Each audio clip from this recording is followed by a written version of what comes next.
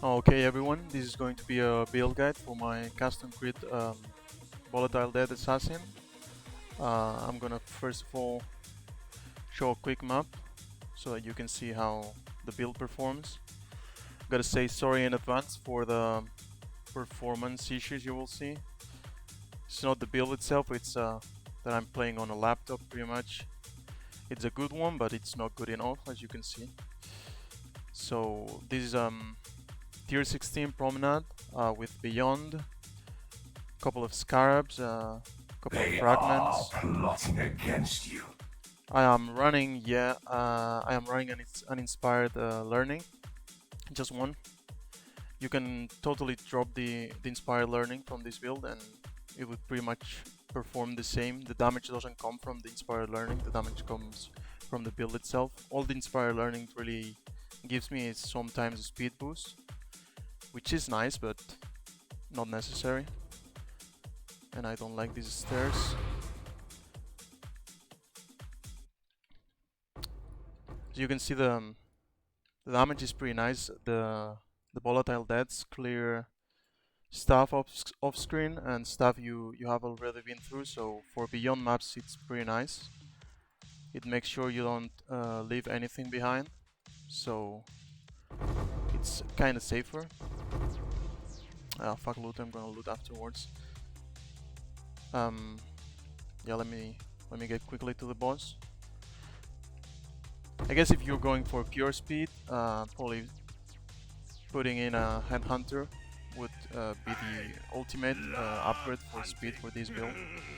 But I haven't got myself around to getting one and trying it out. I've been investing the currency I've made with this build, which is quite a lot. I've been investing in it in animate weapon witch for boss killing. With this build, I've killed Cyrus 8. I've killed yeah, all the conquerors. I farm conquerors with this build. I've killed everything I've had to, but I've made myself an animate weapon boss killer just to be able to do them all safely, to do over elder as well. I think the boss is here, yeah. So for the boss you pop Val Righteous Fire and Ball Blade Vortex, which is right now in a 5 link, just because I need one slot for my portal gem. I enjoy using it, I don't like trading for portal scrolls. Yep. So this would be pretty much map clear.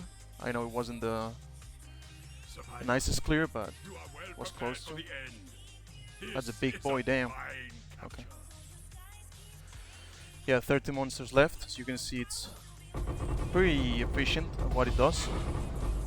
Yeah, whatever. I'm gonna go through the passive tree, the gear, and the gem links. I will start with the gear. So a must for this build is the Exquisite Blade with a custom crit. All the other mods are optional.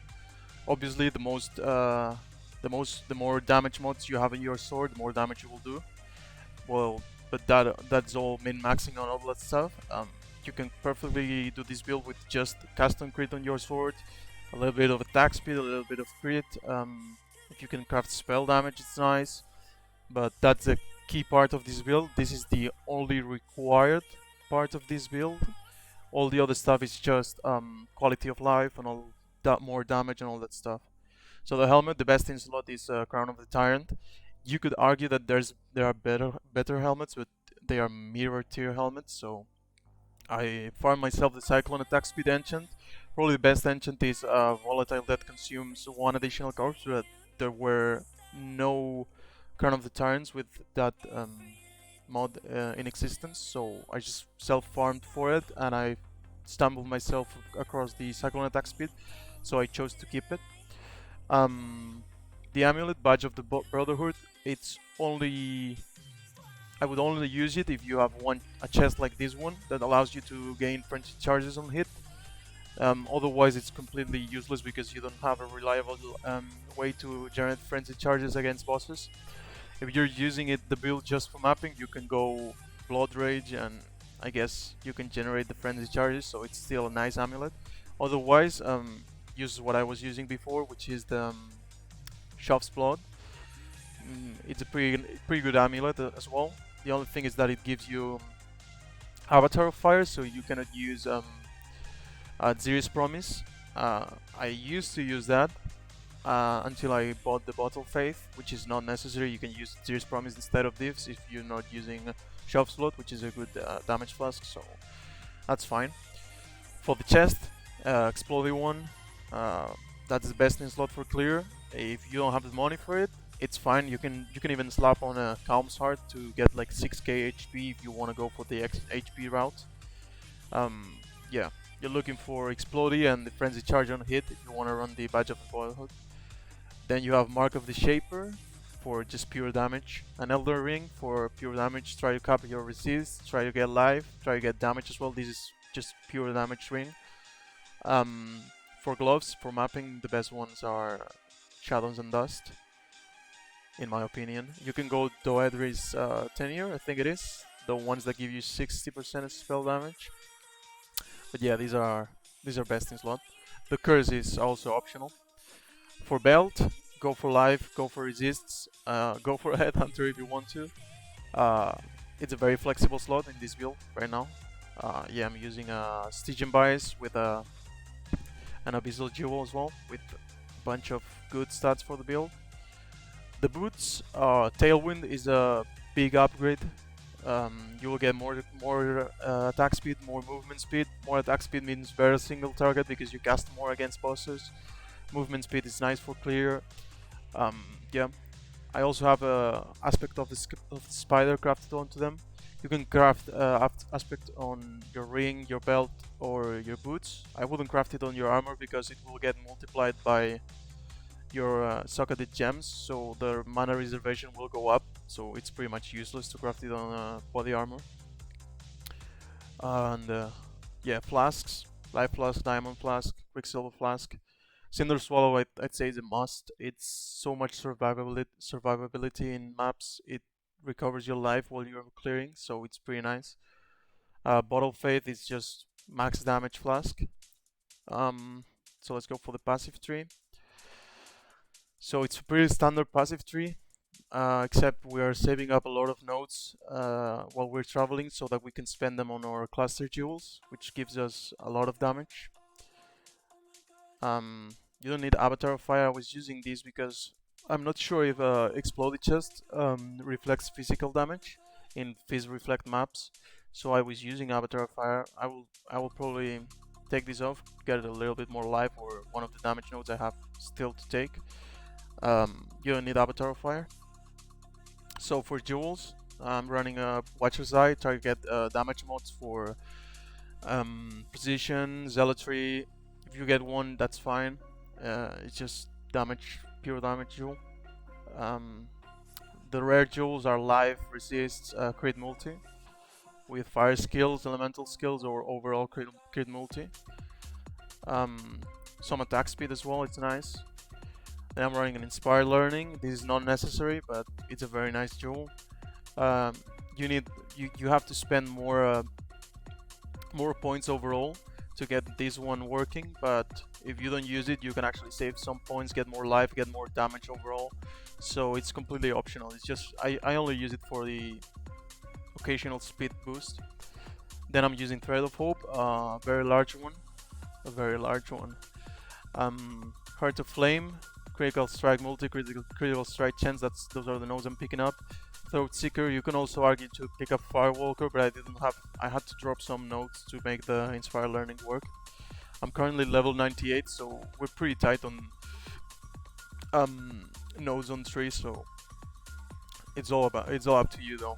You can drop some damage, get more life, drop the Thread of Hope completely, get more life, get more defenses, get more damage on the tree itself. It's pretty flexible. This is how I'm running it right now, and it's working nice for me. So now into the cluster jewels. So we have 2 large cluster jewels and 4 medium cluster jewels. I will start with the 2 large cluster jewels and what you have to make sure you get. So you have to make sure you get at least 1 corrosive elements node on your large cluster jewels. Prismatic Heart, I would say it's very nice second, like very nice node to get, because it gets you a lot of elemental damage and a lot of elemental resistances, which this build needs a lot of to cap out. Then just try and get nice nodes, the ones you want. This one gives me area of effect. This one gives me more fire damage. Like, it's pretty flexible on the other nodes. Just make sure you get at least one corrosive element. Not at least, just one. It makes no sense to get two of these because exposure doesn't stack. So yeah, just try and get nice nodes after getting the corrosive elements. I would really recommend to get a prismatic heart because it gives you elemental resistances. So into the small cluster jewels, you want to get cremator, at least, well, not at least, just one of these in all of your jewels, because it destroys enemies on kill, which makes mapping overall nicer. Porcupines cannot kill you. Exploding corpse exploding mechanics cannot kill you, so it's very nice. Then what I'm getting is at least one cooked alive in every fire jewel I get. So cooked alive, and cooked alive. I'm running 3 elemental jewels and 1 cursed jewel, which gives me intimidation and unearthed, which makes me deal more spell damage. Enemies you curse taking 5% increased damage. This jewel I would just get these 2 nodes. One small cluster jewel with medium cluster jewel with these 2 nodes, and the other 3 just try and get cooked alive in every one of them, and the other mod 1 cremator, and the other 2 are up to you. I'm using a smoke and remains because it gives me a lot of fire damage, and the smoke cloud on kill, which is very nice for survivability as well. And yeah, that's pretty much it for the tree. The ascendancy, just these nodes. You could argue going for these 2 for more speed, but I really like the reliability of critical strike chance I get with when I'm getting with the ones I have right now. Back to the gear, I would go over the gemlings. So it's Cyclone, Awakened Spell Cascade, which you can use a normal spell cascade if you want. Volatile Dead, Desecrate, Immolate, and Combustion. These are the highest damage possible links. You could argue going for Control Destruction, Increased Area of Effect, or Conk Effect for your for these 2 top links, which are the most flexible ones. But this is why I'm running, and it's working pretty nicely for me. In my helmet I have Herald of Ash because you need to have a red socket on it for it to apply the fire damage, the extra fire damage. On my chest I have Balblade Vortex with just damage links. I'm pretty sure these are not the optimal ones, but these are the ones I could socket with the colors I had in my chest. I didn't bother recoloring it. Just Balblade Vortex with as much damage you can get. In my gloves, cast 1 damage taken, Immortal Coil, Flame Dash, and Arcane Surge. Low level both of them so that it procs a lot when you Flame Dash. Make sure these are unlinked, so you have 2 link and 2 link. In my boots, I have my auras with Enlighten, so Zealotry, Righteous, I have Righteous Fire for Pal Righteous Fire, and Precision. Zealotry and Precision are the 2 ones we're running, and Aspect of the Spider is the third one. And that's it for links. And that would pretty much be it for the build. I will leave the path of building down in the description, and also a more budget version of the path of building for you to follow if you don't have the currency to get all these pieces. And that's it. Thanks for watching, guys. And if you want to come by my Twitch channel, I can also answer any questions you can have. Thank you, everyone.